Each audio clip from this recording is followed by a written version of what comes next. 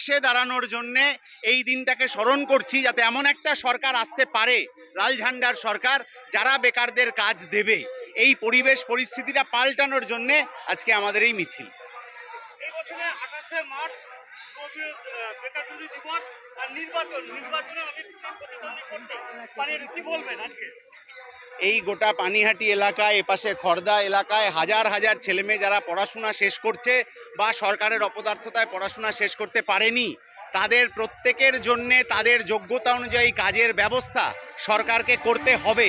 এই দাবি আমরা এই মিছিল থেকে করছি। এবং যেহেতু নির্বাচন, এই সরকার যারা এতদিন ছিল তারা কোনো কাজ করতে পারেনি, ফলে যে বামপন্থীদের সরকার আসবে তারা যোগ্যতার সাথে কাজ দেওয়ার কথা মানুষকে বলবে।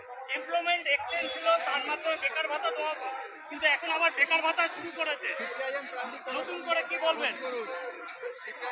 এমপ্লয়মেন্ট এক্সচেঞ্জ বামফ্রন্ট চালু করেছিল কাজের জন্য, তৃণমূল সেটা তুলে দিয়েছে। আমরা চাই তৃণমূলের সরকারটাকে তুলে দিতে।